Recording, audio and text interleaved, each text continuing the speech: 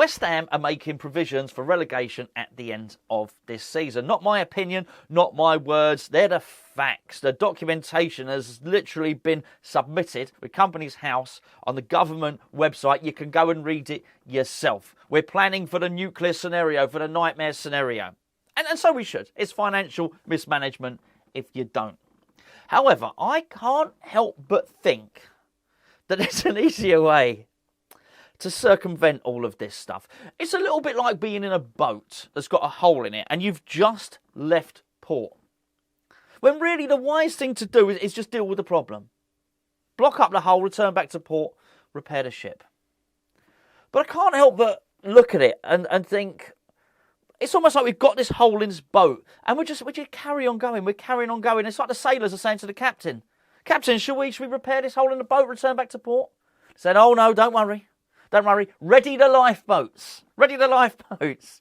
Let's have a new ship made. You just think, well, don't bother doing that. Just patch up the hole, go back to port, regroup, and then deal with it from there. Don't worry, then hopefully no one drowns at sea, right? This is what I'm looking at now. These are big nuclear options for if everything goes belly up. So whilst we're looking and we've got the foresight and we're dealing with the lifeboats and all the rest of it, we're not dealing with the hole in the boat. And the hole in the boat, of course, I'm sure you've gathered, is the losing streak that we're on. And the fact that the manager appears to be able to lose countless games. I mean, we're at 5 consecutive losses at the moment. And his job is still not under threat. Now, I don't believe that wholly and fully, by the way. I don't. I know I say this every game. And I'm not saying it because I think one day I'll be right. I honestly believe it. I think we can't lose the next game. I think if we lose to Leeds, it's gone. I just don't think. But because if it was at any other club, you wouldn't survive 5 Premier League losses, 6 Premier League losses. Somebody extrapolated the figures, and I've got to thank them. It was on my last video, and they extrapolated the figures. If we carry on with what the points we've got this season and carry on, we'll get 35 points. That's our projected amount for the season, by the way. That's not enough. We go down. Simple as that. Anyway. So I think there's an easier way to deal with this scenario without thinking, oh well, let's just keep the hole in the boat and let's let the ship sink, and then we'll evacuate as many people onto lifeboats as we can. We'll deal with it after then. This is infinitely avoidable. It really, really is. But let me just talk you through what's been said, and I will try and keep it as non-boring as I can. These are accounts at the end of the day. And first of all, you know, I'll unashamedly say, I've nicked them from Sean Whetstone, who's basically... It's not an easy thing reading accounts. I don't think so anyway. I struggle with numbers and all that sort of thing. So it's much easier if someone else reads them, digests them, chucks out all the stuff that's not relevant, and then just gives you the headlines. And that's what I'm interested in. Look, hey, we're going to do a 10-minute video here. What we want's headlines, right? Here's what it says. This is literally taken from the documentation on the accounts that West Ham have submitted. It basically says, in order to be prudent, despite the current strong squad, the board has also considered a severe but plausible scenario. The scenario includes relegation at the end of the 2022-23 season. In the event a severe but plausible scenario, use it again, that term, occurs, mitigating actions considered by the board will include the option of player disposals to generate transfer fee, income and wage savings. I'm not going to read all of it. I'll read the next paragraph and then we'll just sort of summarise it. Under the base case forecast, the board has concluded that the group has sufficient liquidity to continue to meet its liabilities as they fall due for a period of at least 12 months from the date of approval of these financial statements. Basically, what they're saying is, I'm not going to continue to read it. Here's what it is. If we go down, we've got enough finances to last a year. And that's what they're putting provision in for. It also goes, in the event that a severe but plausible scenario occurs, a third time you hear that term, severe but plausible, means it's nasty, but it can happen. That's what it means. It's nasty, but this can happen. And mitigation initiatives do not... If we're not able to generate the necessary cash flows, the group has secured its borrowing links. Okay, so what does this actually mean? It means they think it's a plausible scenario that we could get relegated. They're going to look at player sales to generate some income.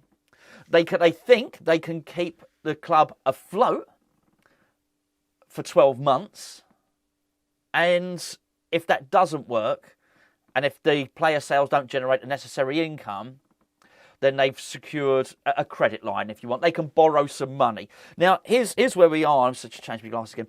Here's where we are in terms of the borrowing money situation. We have no debt at the moment. So when Daniel Kretinsky came back into the club, when he bought his shares, the debt was paid off. All the debt to Gold and Sullivan was paid off. The interest payments were made. There is no more debt at all. He bought lots of shares, and he bought some more shares. There was a share issue. It gets too boring if you go into any detail. But what they're saying is we now have another credit line. Basically, we got another credit card. There's zero on it. We don't owe anything on the credit card, but we got a credit card there to use if we go down. Now, it probably isn't, and Sean does make this point in the article, this is probably pretty standard stuff. There's possibly, and I couldn't tell you about any other club's accounts. I've barely got the patience to read ours, right? And to be fair, I haven't read them. Sean's read them. I've taken stuff from his article. I'm pretty sure it's standard stuff that what you would do if you're a football club, you'd make provision for this sort of doomsday scenario. However, it doesn't make for good reading, given our current situation. In fact, I would say if this was in last year's accounts, we probably wouldn't have even read it at all. And people will make that point, but it is relevant and there is context in it, because why would we read it last season? I think at this point last season, we were possibly fourth. I might have that wrong, all right? But I ain't massively wrong. I mean, it's not like someone's going to turn around and say, oh, no, we weren't fourth, we were 14th, right? I mean, we were up there. We were doing pretty damn well. So you wouldn't read this section of that, would you? The doomsday nuclear scenario, you wouldn't be reading this. But it's pertinent now because we look bloody awful and we can't win a game. And it looks worse now because, and this is why it's a contradiction. I said at the video, I find there to be a contradiction in this. And when I say the board, I do believe the board is an interesting dynamic, okay? I don't think David Gold is involved in any of this. Let me just make that point. I'm not sure how much Kretinsky is involved in this, although I've maintained because of his investment, and once you look at these accounts, and this video will be too long if I go into exactly what Kretinsky's investments are, he's invested a lot of money in West Ham. There comes a point where he's just going to turn around and say, this can't happen anymore. But here's my point. So let's just say Sullivan's been very thorough here.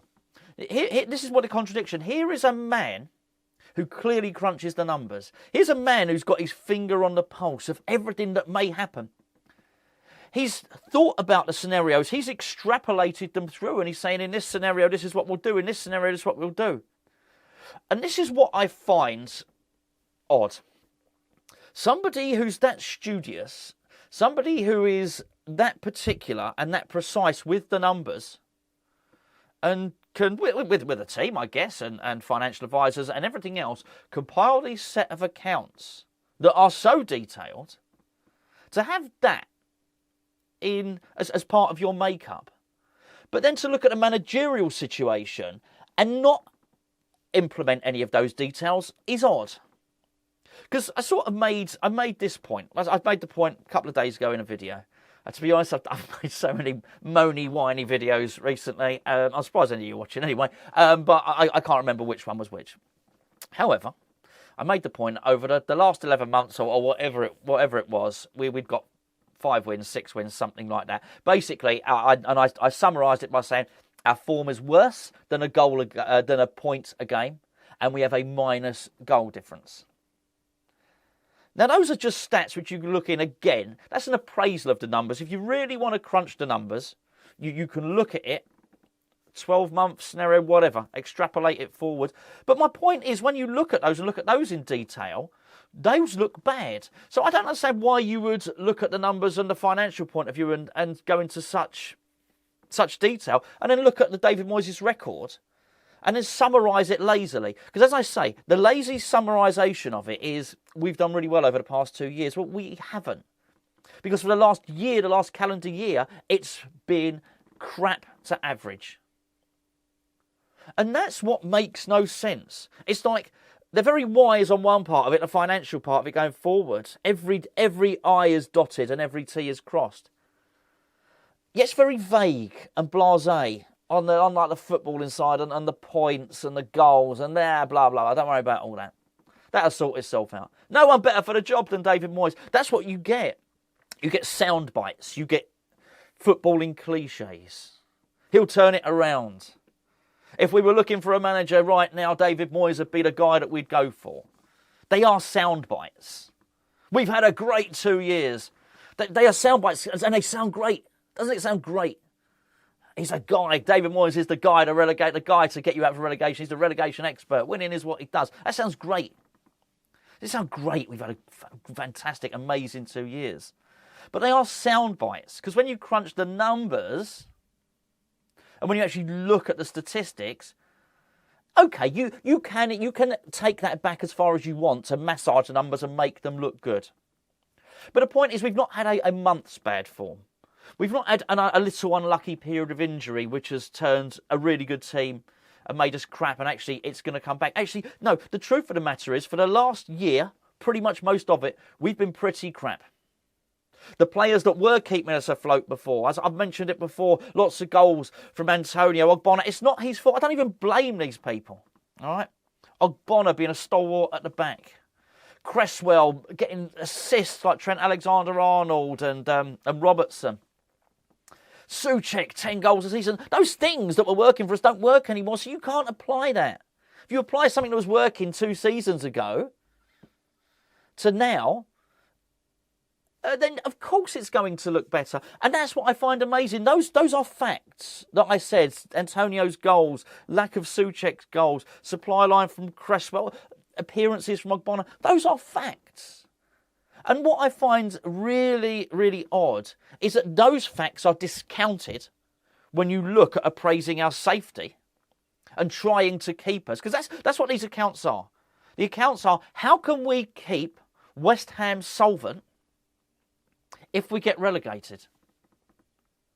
But I go back to the boat thing. Don't go that far. Just deal with it now.